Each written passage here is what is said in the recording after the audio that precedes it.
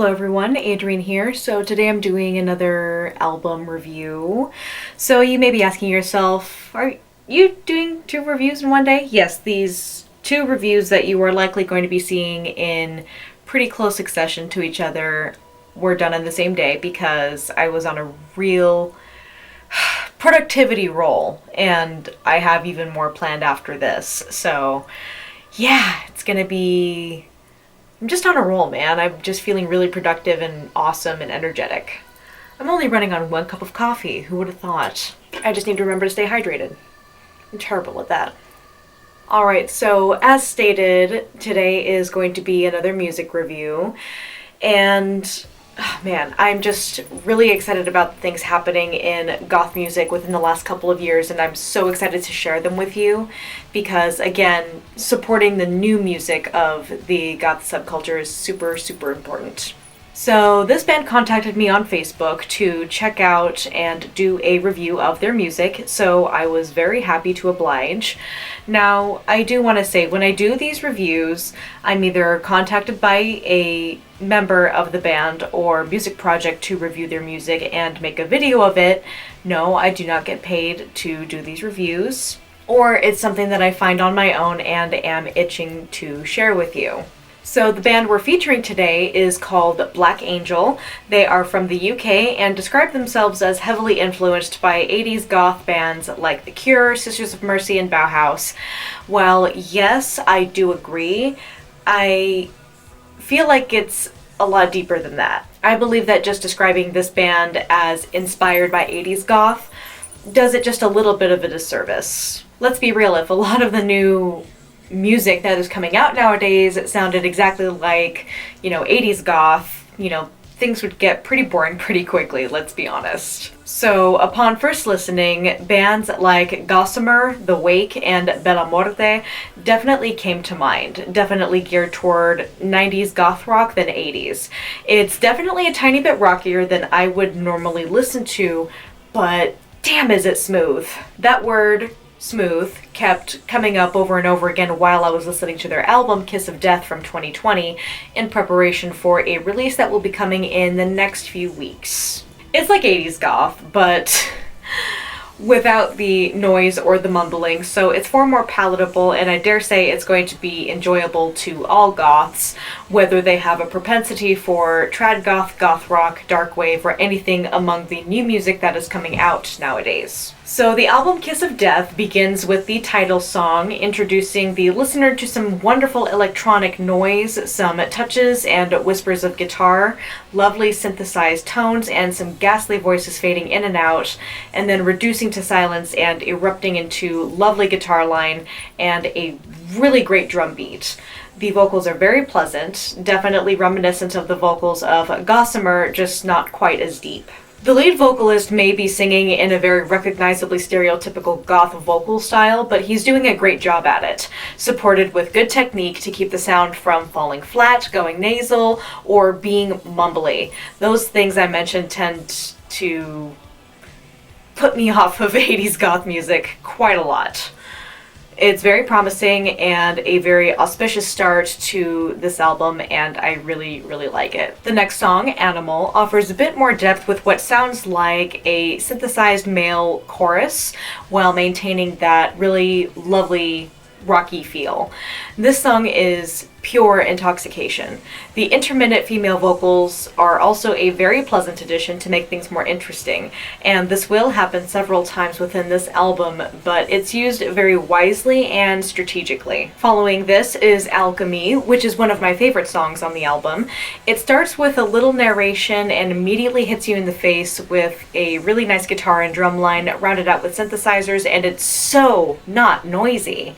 It's really great. I really like what I'm hearing from this band, even if it isn't something that I would typically reach for. Again, it has the stereotypical kind of goth foundation with those rocky guitars and drums, but it's very well rounded and complex.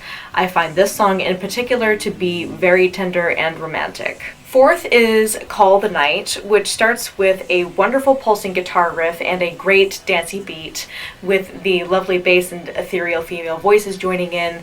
It's very catchy and very fluid at the same time. Again, a very sexy and romantic song to dance to.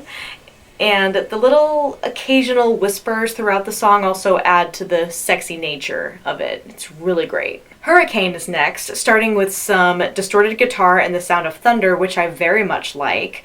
And then it erupts into a very intoxicating melody, sonorous bass, and drums along with the lead vocals.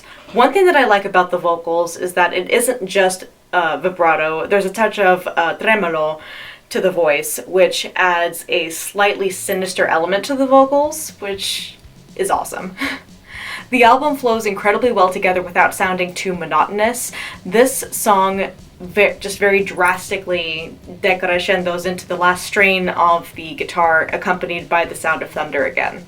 Really effective. Want for More is next, and it opens up with some tambourine and deep bass, making way for a really wonderful drum beat and the lovely synthesizers floating on top, the electric guitar joining the synthesizer in unison in a very genius, flowing way. The synthesizer quiets down to make room for the gentle, tender vocals, swelling during the chorus sections, and with the addition of the intermittent female voices. The song is very complex and multidimensional, but without being too electronic.